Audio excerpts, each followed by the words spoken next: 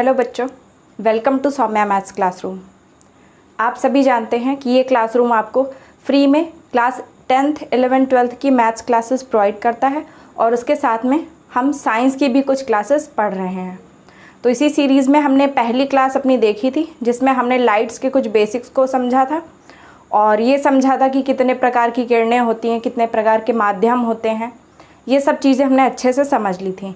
एक बार जल्दी से हमने प्रकाश के गुणों पर भी नज़र डाल ली थी, लेकिन ये वो चीज़ है जिसे समझना बहुत ही ज़्यादा ज़रूरी है, क्योंकि आगे के चैप्टर्स में जब आप प्रकाश का प्रकीर्णन, ध्रुवण और इस तरह के परावर्तन, अपवर्तन, इस तरह की घटनाएं पढ़ते हैं तो ये सभी चीज़ें प्रकाश के गुणों पर ही बेस्ड होती हैं।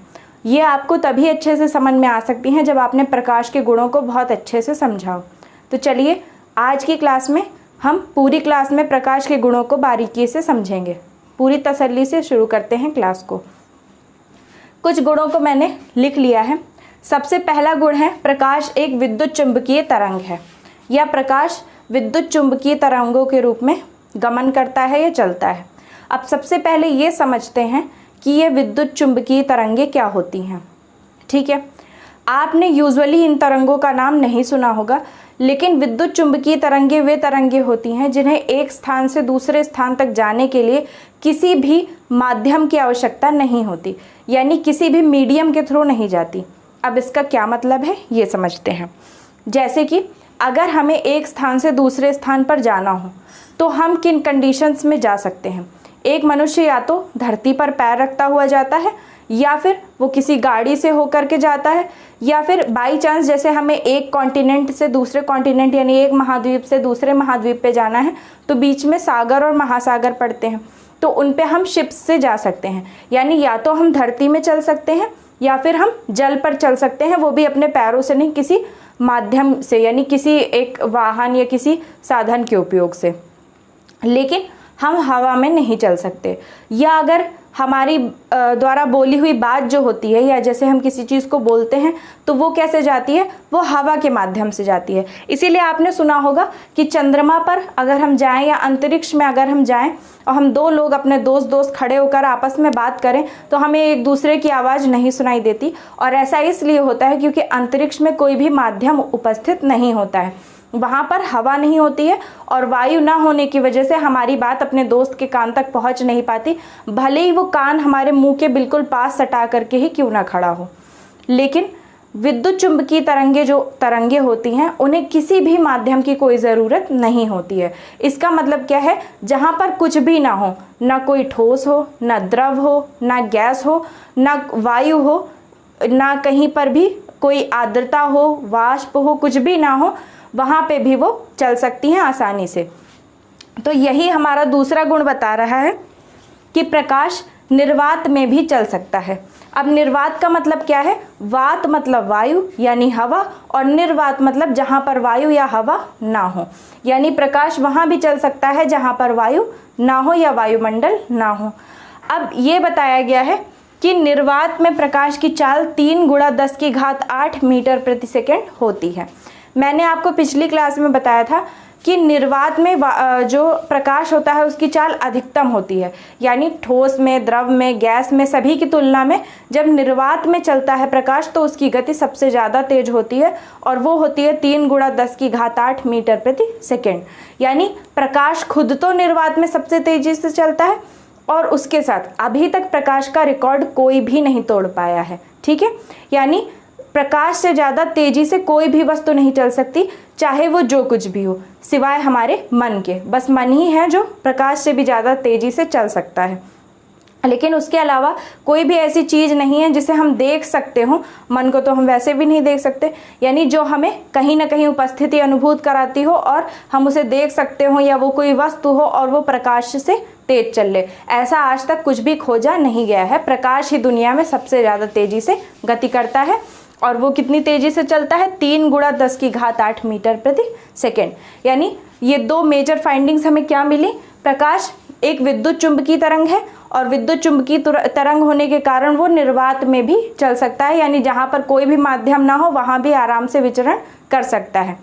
ठीक है, और ये विकिरण के माध्यम से चलता है, विकिरण के रूप में चलता है। विकिरण क्या होता है, ऊर्जा के छोटे छोटे पैकेटों या ऊर्जा के छोटे छोटे बंडलों के रूप में चलता है और इन पैकेटों या बंडलों को हम फोटॉन कहते हैं। अब यानी कि प्रकाश आपको देखने में जैसा दिखता है वास्तव में वैसा नहीं होता, वो कणों की एक बौछार जैसी होती है।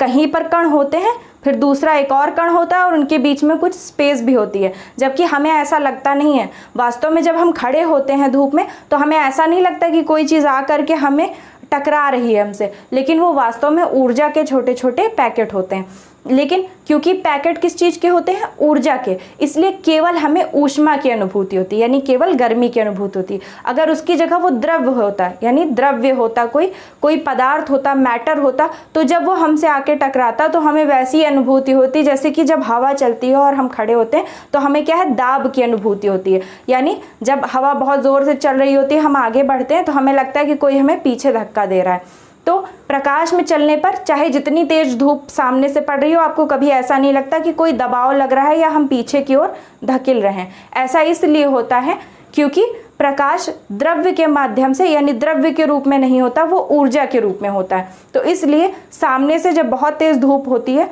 या प्रकाश होता है तो हमें धुंधलाहट लगती है, यानी चमक लगती है, और उसके साथ में प्रकाश लगता है, ऊष्मा महसूस होती है, गर्मी होती है, लेकिन हमें कोई भी धक्का से महसूस नहीं होता। तो आप जल्दी से इन दोनों को पॉइंट्स को जल्दी से नोट कर लीजिए।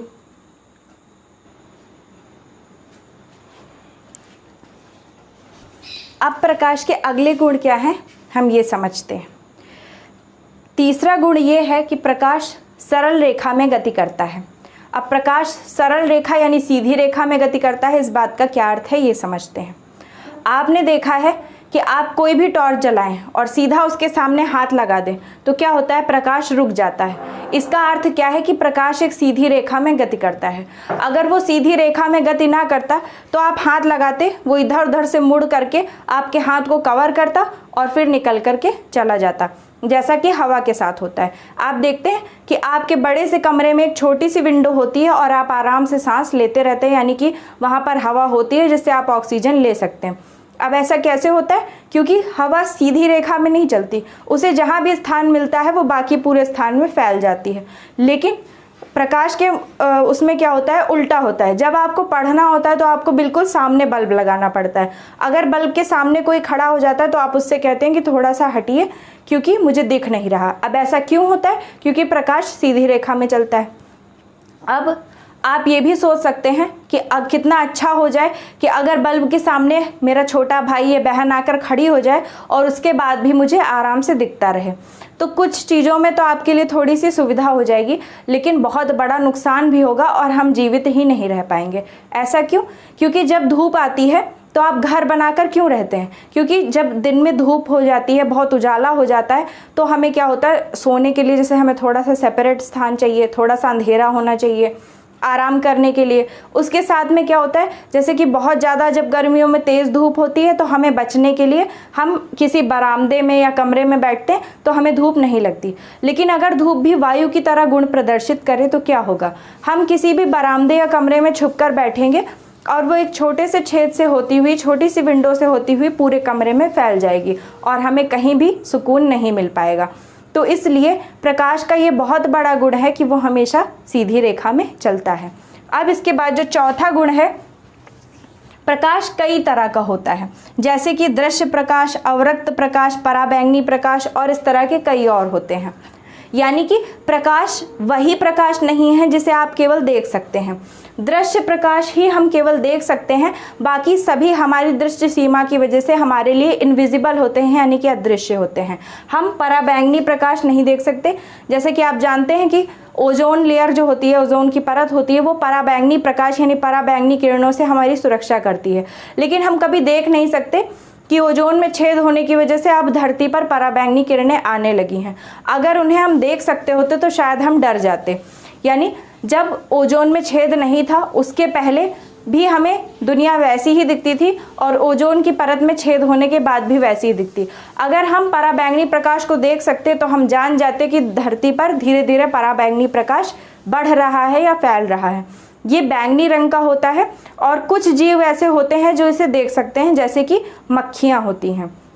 और मधुमक्खियाँ जो होती हैं वो पराबैंगनी प्रकाश देख लेती हैं। जब भी आप कभी जैसे डिस्कवरी या नेशनल ज्योग्राफिक चैनल इस टाइप के अगर आप चैनल्स देखते होंगे, तो अगर आप उसमें कभी देखते होंगे कि किसी पक्षी की तरफ से या किसी जीव जंतु की उसकी तरफ से हमें दिखाया जाता है कि सीन उसे कैसा दिखता है, तो आपको देखा होगा आपने अलग अलग रंगों में दिखाया जाता है। कभी कुछ जीवों को जब दिखाते हैं तो ब्लैक एंड वाइट सब कुछ दिखाते हैं, जैसे कि चीता हो गया और गाय हो गई, इन सब का जब हमें दिखाते हैं वो उनकी तरफ से दुनिया कैसी दिखती है तो ब्लैक एंड वाइट दिखाते हैं। ऐसे ही अगर आपने कभी मधुमक्खियों की साइड से देखा हो तो उसे पराबैंगनी यानी बैंगनी रंग का दिखाते हैं। तो ऐसा इसलिए होता है कि मधुमक्खियाँ पराबैंगनी प्रकाश देख सकती हैं।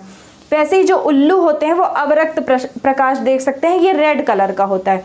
लेकिन ये सब हमारे लिए क्या होते हैं, इनविजिबल होते हैं। इसी तरह प्रकाश की और भी कई श्रेणियाँ होती हैं अलग अलग तरंगदैर्ध्य की, और अलग अलग सीमा का प्रकाश इसमें पाया जाता है। लेकिन हम केवल दृश्य प्रकाश वाली तरंगदैर्ध्य को ही देख सकते हैं, जो कि कितनी होती है 3900 से 3900 एंगस्ट्रॉम से 7800 एंगस्ट्रॉम तक इसकी तरंगदैर्ध्य होती है। आप इसे याद रख सकते हैं कि हम इसी के बीच का प्रकाश देख सकते हैं, जो 3900 एंगस्ट्रॉम से लेकर के 7800 एंगस्ट्रॉम तक का होता है। वही हमारे लिए दृश्य होता है, बाकी सब अदृश्य टाइप के प्रकाश होते हैं।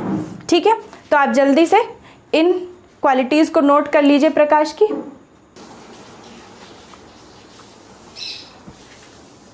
अब प्रकाश का जो सबसे महत्वपूर्ण गुण ये है कि प्रकाश कई तरह की घटनाएं प्रदर्शित करता है। इन्हीं घटनाओं के आधार पर हमें आगे का प्रकाश पढ़ना होता है, यानी आगे के चैप्टर्स पढ़ने होते हैं। आप जानते हैं कि 10th क्लास में आपको परावर्तन, अपवर्तन और उसके साथ प्रकीर्णन पढ़ाया जाता है, और जब आप 12th में पहुंचेंगे तो परावर्तन, अपवर्तन, विवर्तन, व्यतिकरण, प्रकीर्णन और ध्रुवण पढ़ाए जाएंगे सभी। अब ये परावर्तन, अपवर्तन, प्रकीर्णन, ध्रुवण, ये सब कौन सी घटनाएं होती हैं, व्यतिकरण क्या होता है, ये सब हम आगे की क्लासेस में समझेंगे। लेकिन एक बार जल्दी से समझ लेते हैं। सबसे पहले तो सबके इंग्लिश में नाम समझते हैं। परावर्तन को हम रिफ्लेक्शन कहते हैं, रिफ्लेक्शन।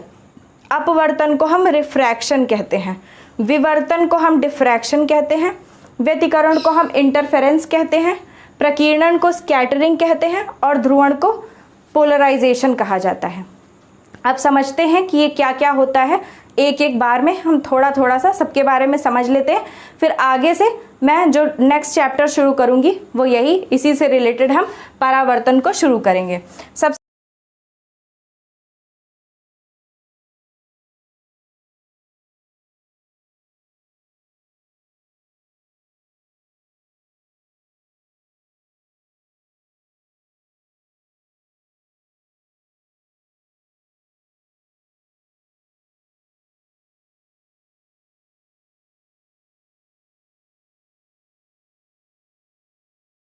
सबसे पहले हम समझते हैं कि रिफ्लेक्शन या परावर्तन क्या होता है। जब प्रकाश किसी चिकने तल पर गिरता है तो वहाँ से अपने ही मार्ग में दोबारा घूम जाता है, और इसी को हम परावर्तन कहते हैं। यानी कि जैसे आप एक आईना या शीशा लेकर खड़े हो और आपका छोटा भाई बहन सामने से टॉर्च मारे, तो आप देखते हैं कि जाकर के उसके पीछे ही दीवार पर एक जगह पर एक छोटा सा सफ़ेद गोला बनता है। ये क्या है, ये परावर्तन है। यानी कि प्रकाश जब किसी चिकने तल पर आपतित होता है तो वो दोबारा अपने मार्ग में घूम जाता है, इसी को हम परावर्तन कहते हैं। अब अपवर्तन क्या होता है, अगर वही शीशा, हमने शीशा लिया था, शीशे का मतलब क्या होता है, कांच होती है लेकिन उसके पीछे सिल्वर नाइट्रेट का पेंट लगा होता है, और उसके पीछे पेंट होता है, यानी बीच में सिल्वर की एक कोटिंग होती है और उसके पीछे पेंट होता है। तो वो तो शीशा होता है जिसमें हम अपना चेहरा देख सकते हैं। लेकिन एक होती है कांच, जैसे कि खिड़कियों की कांच होती है पारदर्शी, जिसके आर पार हम देख सकते हैं। अगर प्रकाश उस सतह पर आपतित हो जिसके आर पार निकल सकता हो, यानी एक माध्यम से दूसरे माध्यम में जाए। अब माध्यम कैसे बदलेगा, जैसे वायु से कांच में जाए, वायु से जल में जाए, जल से वायु में जाए या कांच से वायु में जाए, तो क्या होता है, वो अपने मार्ग से थोड़ा सा विचलित हो जाता है, यानी कि थोड़ा सा डेविएट हो जाता है। इसी को हम अपवर्तन कहते हैं, इसी को हम इंग्लिश में रिफ्रैक्शन कहते हैं। अब विवर्तन क्या होता है, विवर्तन में होता है कि जब प्रकाश किसी बहुत छोटे से छेद से होकर निकलता है तो वो अपने किनारों पर हल्का सा मुड़ जाता है। तो इस वजह से क्या होता है, इसी घटना को हम विवर्तन या डिफ्रैक्शन कहते हैं। इंटरफेरेंस क्या होता है, ये थोड़ा लंबी प्रोसीजर होती है। जब अलग एक ही आवृत्ति की दो तरंगें एक साथ चलती हैं तो कहीं पर वो ज़्यादा इंटेंस हो जाती हैं, यानी कहीं पर उनकी तीव्रता बढ़ जाती है, जबकि कहीं पर एकदम शून्य हो जाती है। तो इसी को हम व्यतिकरण यानी इंटरफेरेंस कहते हैं। अब इसके साथ प्रकीर्णन। प्रकीर्णन क्या होता है, प्रकाश किसी तल पर आपतित होता है, यानी कुछ वस्तुओं पर आपतित होता है, तो वो किसी एक खास रंग को सोख करके उसे उत्सर्जित करती हैं। तो इससे क्या होता है, प्रकाश अपने अलग अलग रंगों में विभक्त हो जाता है। इसी को हम कहते हैं प्रकीर्णन हो गया है। ठीक है, इसे हम प्रकीर्णन कहते हैं। अब इसके बाद लास्ट घटना होती है ध्रुवण। वास्तव में मैंने आपको बताया था कि प्रकाश जो होता है वो विद्युत चुंबकीय तरंग होती है, और विद्युत चुंबकीय तरंग की विशेषता होती है कि वो 3D होती है, यानी कि तीनों दिशाओं में चलती है। तीनों दिशाएं मतलब ऊपर नीचे, आगे पीछे, ऐसे और दाएं बाएं, यानी ऐसे चल रही है, ऊपर नीचे, दाएं बाएं और आगे पीछे। तो ये 3D हो गई। ऊपर नीचे 1 हो गया, आगे पीछे 2 हो गए और दाएं बाएं ऐसे 3 हो गए, तो 3D होती है। तो उसमें क्या होता है, ध्रुवण यानी कि वो सब दिशाओं में चल रही होती है, यानी वो जो उसके जो मैंने आपको बताया था कि फोटान नाम के ऊर्जा के पैकेट होते हैं, तो उनकी गति क्या होती है, वो केवल ऊपर नीचे या ऐसे ऐसे या ऐसे ऐसे गति नहीं कर रहे होते, चारों दिशाओं में गति कर रहे होते हैं और चारों दिशाओं में फैल रहे होते हैं। तभी आपने देखा कि प्रकाश क्या होता है, चलता तो सीधी रेखा में, लेकिन आपने देखा कि टॉर्च आप जलाते हैं उसका गोला छोटा सा होता है, जबकि जहाँ पर जा करके वो रुकता है वो बड़ा सा एक कवर कर लेता है एरिया को। तो ऐसा क्यों होता है, क्योंकि प्रकाश पूरे में फैल जाता है। जैसे कि आप एक छोटा सा बल्ब जलाते हैं तो बल्ब के बिल्कुल सीध में रोशनी नहीं जाती, जबकि पूरे कमरे में फैल जाती है। तो ऐसा क्यों होता है, क्योंकि प्रकाश पूरा तीनों दिशाओं में होकर के चलता है। तो जब हम उसमें कुछ ऐसा क्वार्ट्ज का क्रिस्टल लगा करके हम कुछ ऐसी व्यवस्था बनाते हैं कि प्रकाश का जो कंपन है वो केवल एक दिशा में रह जाए, 3 दिशाओं के साथ की जगह पर एक दिशा में रह जाए, तो इसी को हम ध्रुवण कहते हैं। ठीक है, तो ये सभी चीज़ें हम आगे एक एक चैप्टर में अच्छे से समझते चलेंगे। अब अगला जो आपका चैप्टर स्टार्ट होगा वो परावर्तन स्टार्ट होगा। तो प्लीज़ बच्चों, अगर आपको क्लास अच्छी लग रही हो तो इसे ज़्यादा से ज़्यादा शेयर करें। और मैं बता दूं कि जो भी बच्चे कॉम्पिटिटिव एग्ज़ाम्स की तैयारी कर रहे हैं उनके लिए ये क्लास रामबाण है, क्योंकि आपको प्रकाश और इस तरह से जो रिलेटेड चीज़ें हैं मैं आपको आगे ध्वनि पढ़ाऊँगी, विद्युत पढ़ाऊँगी। इसके साथ आपके लिए जो भी ज़रूरी है वो सारी चीज़ें हम अच्छे से पढ़ेंगे। मेनली ये क्लासेस जो हैं वो कॉम्पिटिटिव और उसके साथ साथ एकेडमिक दोनों टाइप की होने वाली हैं। और क्लास 10th में भी प्रकाश चैप्टर बहुत अच्छे से लोगों को पढ़ना होता है, जो क्लास 10th के बच्चे हैं, और क्लास 11th 12th के बच्चों को भी प्रकाश चैप्टर अच्छे से पढ़ना होता है। तो इसी तरह की मैथ्स की और साइंस की फ्री क्लासेस पाने के लिए सौम्या मैथ्स क्लासरूम चैनल को ज़्यादा से ज़्यादा सब्सक्राइब करें, वीडियोस को लाइक करें, शेयर करें और चैनल को ज़्यादा से ज़्यादा सब्सक्राइब करके हमारी कम्युनिटी को बड़ा करें। तो स्टे ब्लेस्ड, थैंक यू।